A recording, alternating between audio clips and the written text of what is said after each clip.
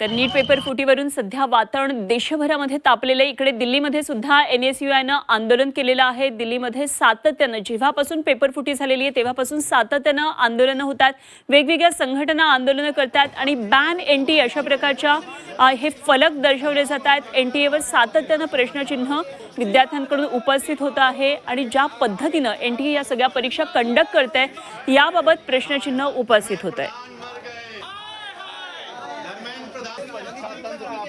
दिल्लीतलं आपण हे NSUIनं केलेलं आंदोलन पाहतोय. आज राज्यात सुद्धा अशा प्रकारचं आंदोलन होतंय. पुण्यामध्येही आंदोलन झालं. तर नीट पेपर फुटीवरून सध्या वातावरण तापलेलं आहे आणि ज्या दिवशी पेपर फुटीचं सगळं प्रकरण बाहेर आलेलं होतं त्या दिवसापासून दिल्लीमध्ये विद्यार्थ्यांमध्ये सगळं वातावरण आपल्याला तापलेलं पाहायला मिळतंय. नीटची पेपर फुटीवरून 23 लाख विद्यार्थ्यांचं सध्या भवितव्य टांगणीला लागलेलं आहे. पुन्हा एकदा परीक्षा द्यायची आहे. 21 जूनला ही परीक्षा होणार आहे.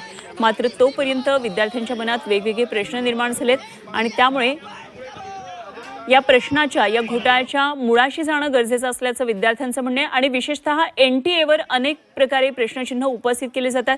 दिल्लीतल्या या आंदोलनासंदर्भात आणखी सविस्तर तपशील जाणून घेऊया. आमचे प्रतिनिधी उर्वशी खोना सध्या आपल्या बरोबर आहेत. उर्वशी, नीट पेपर फुटीवरून दिल्लीमध्ये NSUIनं आंदोलन केलं. इकडे महाराष्ट्रात सुद्धा वेगवेगळ्या ठिकाणी आंदोलन सुरू आहेत.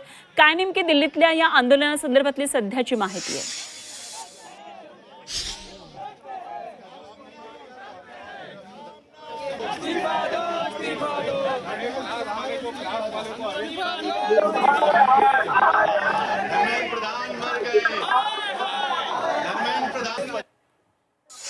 उर्वशी, माझा आवाज आपल्यापर्यंत येत असेल तर दिल्लीमध्ये सध्या नीट पेपर फुटीवरून वातावरण तापलेलं पाहायला मिळतंय. NSUIचं आंदोलन सुरू आहे. काय नेमकं आंदोलनातून आणखी अपडेट?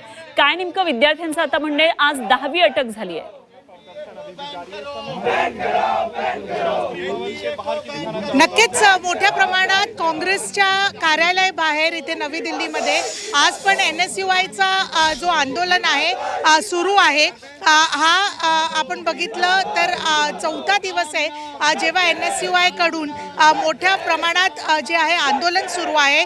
काँग्रेस विद्यार्थी संघटना जी आहे ते मोठ्या संख्येने जमून निषेध व्यक्त करत आहे. शिक्षण मंत्री जे आहेत केंद्रीय शिक्षण मंत्री धर्मेंद्र प्रधान यांच्या राजीनाम्याच्या विद्यार्थ्यांकडून मागणी केली जात आहे. आंदोलन दरम्यान एक प्रतिकात्मक टिरडी घेऊन निषेध नोंदवण्यात आला असून सरकार आणि शिक्षण मंत्र्याविरोधात जोरात घोषणा आपल्याला बघायला मिळत आहेत. नेमकं आज जे आहेत जेव्हा आपण बघतो की NTA मध्ये खूप मोठ्या प्रमाणात प्रश्न विचारले जातात. सगळ्यांच्या मध्ये काय नेमकं यांच्या मागण्या आहेत यांच्याकडूनच जाणून घेऊया. आपण नक्कीच इन्व्हेस्टिगेशन सध्या NTAच्या आतमध्ये घुसला आहे आणि नेमकं काय यांचं सांगणं आहे आपण सांगूया.